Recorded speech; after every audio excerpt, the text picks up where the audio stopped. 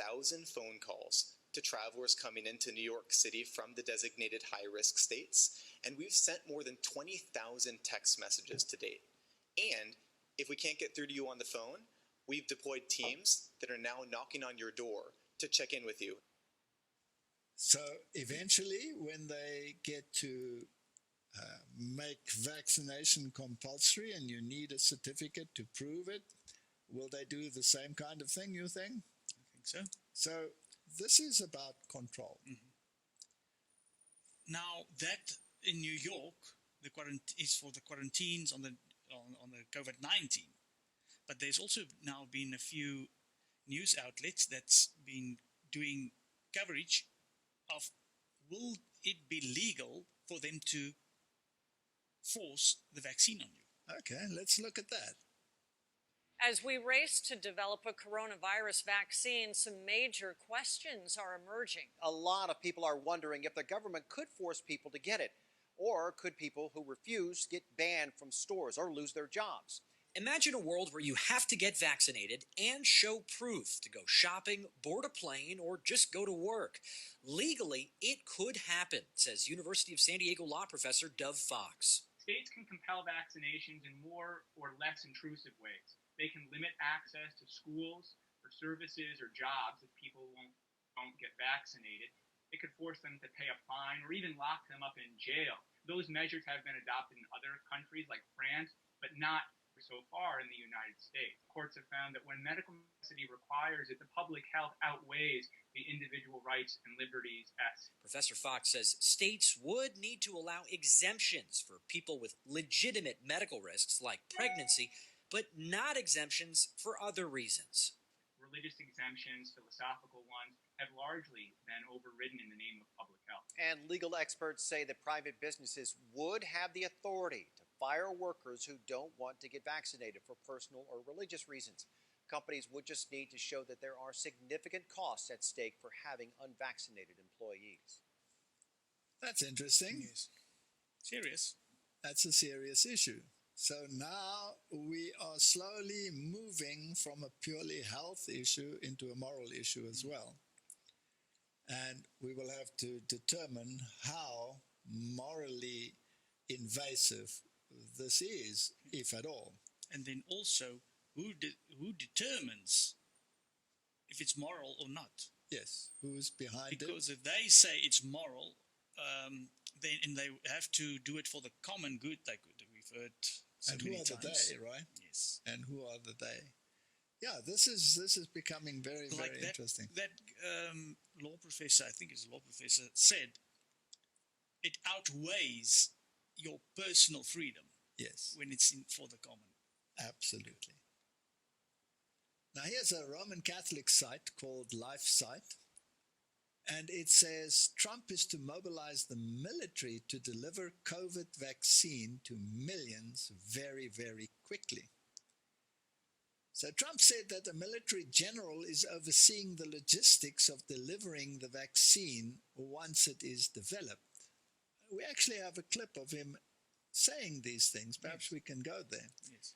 Of course, they are not contrary to the idea here, because amid growing concerns about the safety and efficacy of the COVID-19 vaccine, President Donald Trump has announced his administration is all set to march when it comes to the coronavirus vaccine. Now, there's something interesting here that we need to talk about. On the one hand, you know, you're always saying that he's draining the swamp, right? Now, in that swamp, according to the media out there, you have all these pro-vaccine people. Yes. Now, outside of the swamp, you have Donald Trump. Exactly. He's supposed to drain the swamp where Bill Gates is forming part of it. Yes. And he's the guy that's behind these vaccines. And here he is pushing for vaccines. So he's playing both sides of the field. So, right. So if this COVID is really the culprit, now we're not taking sides, we're just discussing the issue, then this forced vaccine becomes very interesting. So we have to look at this very carefully. Yes. So let's have a look at the next one. One issue that has come up is once you do have a vaccine, how do you properly distribute it? How do you get it out quickly to Well, millions? when we have the vaccine, we have the military all lined up, and the military is going to be doing it in a very powerful manner. These are people that don't usually do vaccines. They do soldiers, and they do lots of other things that, frankly, are more difficult. But we have our general, and logistically, he's all set. Tony, do you want to say something about that? That is correct. As the vaccine rolls out, we'll be getting them distributed. And as you probably have heard, we are going to make sure that we do it in an equitable way, and it's representative of the populations who need it the most. And we have the standard way that we determine that with the ACIP working with the CDC, but Dr. Collins and Dr. Redfield have put together with the National Academy of Medicine a group that will fortify that decision-making process so that we're making sure that we're very fair and equitable in getting the vaccine distributed properly. And I think I could have Francis say that tremendous progress has been made on the vaccine beyond anything that we would have thought if you go back 6 months. What do you think? It is just, frankly, quite astounding, Mr. President. I've been at NIH for 27 years and director for 11, and I've seen some amazing things happen. But the way in which the whole research community, public and private, philanthropies, everybody has come together to work on this, not worrying about who gets the credit, trying to figure out how to strip away anything that's going to slow things down. And I think all of us, motivated by the fact that this is the most serious problem we've encountered in our professional lifetimes. The most serious problem we have encountered, and everything is being stripped away that will hold this up. It has to be implemented quickly. Yes. We'll have to talk about that as well in terms of the science and in terms of the ethics. Now, again, Dr. Fauci was very prominent, and we talked about his Jesuit connections in the past, and some people say, well, no, that's just his training. That's not his philosophy. He was just trained medically, but that's not the case. He's actually deeply involved in Jesuit thinking. And we know that church and state will work together to achieve total control and eventually to implement the true mark of the beast, which is an issue of worship, right? So we're now not only interested in the process of enforcing it, using the military, but also in the people involved in the process. And this is important from a prophetic biblical perspective. Yes. So it's important that we just make sure, is Dr. Fauci just a medical man who happened to be trained by the Jesuits, or does the Jesuit thinking permeate his mind? Yes. Maybe even more than we think. Let's see. The Jesuits taught you high school, college, Holy Cross, Right. Regis High School in Manhattan. What impact, what does it mean to be taught by Jesuits? We hear about Jesuits all the time. Well, it's a great experience, I have to say. They combine intense intellectualism with discipline, not in the sense of, smacking you around, but intellectual rigor, discipline in how you handle yourself as a person, as a human being. And they have a general motto of, and I think this had a major influence on me and what I did, is the issue of service to others. That's very big.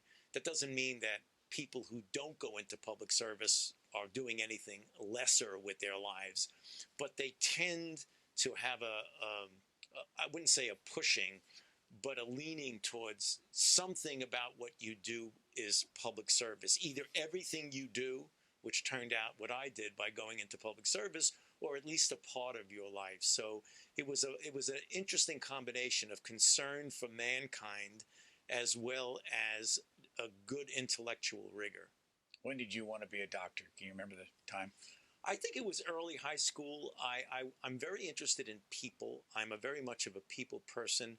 And probably as part of the Jesuit training, which was very steeped in the classics and the humanities. So when I went to Regis High School, we took 4 years of Greek, 4 years of Latin, a Romance language, and ancient history and things like that. When I went to Holy Cross, which is another Jesuit school, as a college, I took kind of a hybrid pre-med course. It was called, it's almost an oxymoron, it was called AB Greek Classics Pre-Med. So you were majoring in the humanities and the classics with a lot of philosophy, but you took enough science to get into medical school. And the idea about when I wanted to become a doctor, I liked science, I liked discovery, I liked the challenges of science, but I also so much liked mankind and the humanities that it was just a natural fit. That where do you put science and people in the same bucket? And to me, that was medicine. Who was an early mentor? Probably some of the very young Jesuits in Regis High School. In the Jesuit training, it's a long, long training before you become a Jesuit priest. And back then they had what's called scholastics, were people who weren't yet ordained as priests, but they dressed with the garb of a priest and they taught in the high school.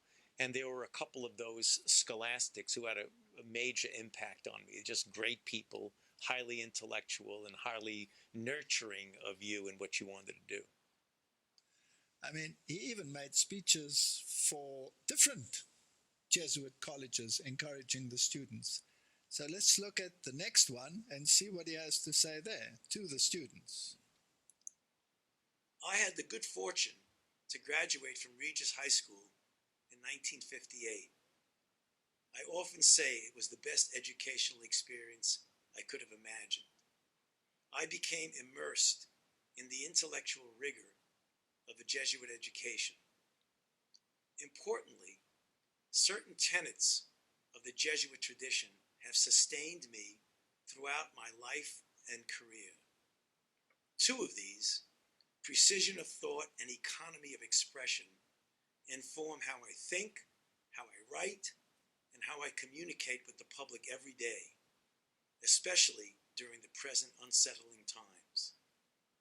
Just as important, however, is the Jesuit emphasis on social justice and service to others. And now is the time, if ever there was one, for us to care selflessly about one another. And so congratulations on your graduation.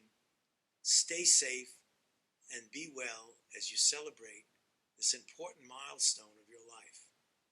I wish you all the best in the years ahead. So Dr. Fauci seems to be steeped in Jesuit thinking, Jesuit philosophy, Jesuit thinking on social justice, which is the Roman Catholic system of control. And we must never forget that these formidable foes of the gospel will do anything under the garb of Christianity, including showing a great concern for mankind in order to further the ends of the papacy. Yes. And this is a very important issue. And I have a serious problem when it comes to this philosophy, because it has been designated over the centuries as the enemy of the gospel. National Geographic's talking about COVID-19 vaccines could become mandatory. And here's how it might work. After a COVID-19 vaccine is available, you may need to get inoculated to go to the office, attend a sporting event, or even get a seat at a restaurant. In other words, the issue of buying and selling and being economically active will become very serious. Now, as we said, if this is a vehicle for a later thing to come, the final issue, attacking the authority of God, then we need to know about it. So there's a lot of talk of it becoming mandatory, right? Yes, correct. This is the future as some experts see it. A world in which you'll need to show you've been inoculated against the novel coronavirus to attend a sports game, get a manicure, go to work, right? Mm-hmm. Or hop on a train. You'll be totally restricted without it. Adult vaccine mandates compelling employees and the public to inoculate themselves aren't nearly as widespread, but they're not unheard of. US states and cities can and have forced compulsory vaccinations on citizens. In 1901, for example, Cambridge, Massachusetts adopted a law that required all citizens aged 21 and older to get vaccinated against smallpox. Failure to comply could lead to a $5 fine or the equivalent of $150 today.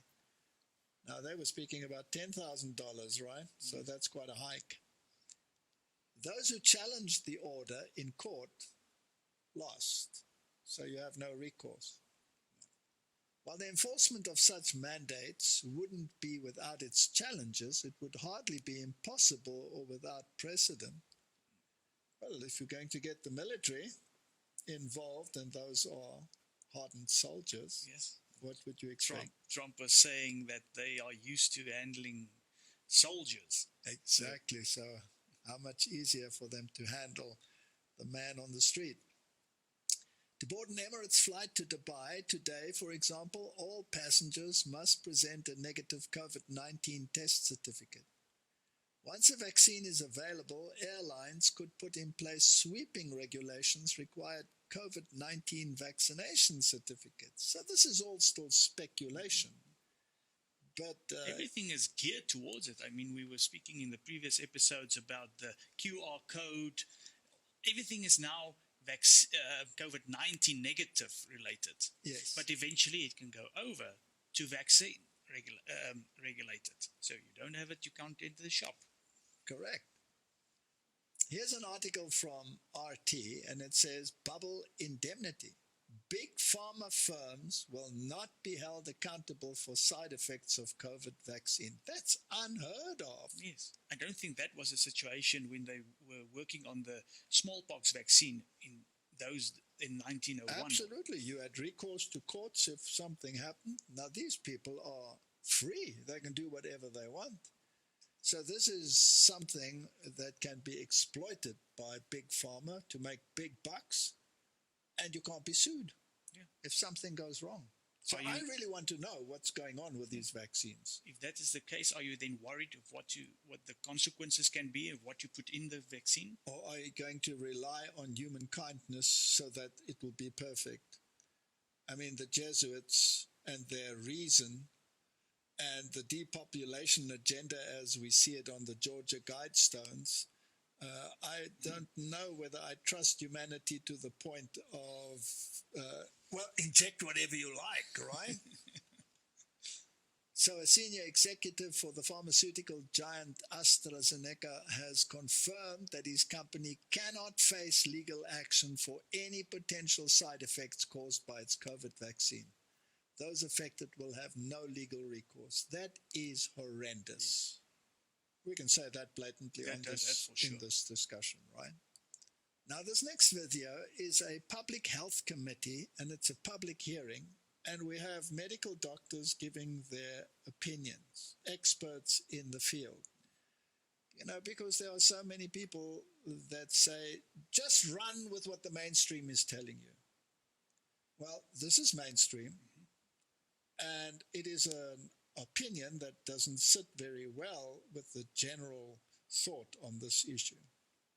Because we have so many people that say that these anti-vaccine people are, just against public order and against science and against this and against that.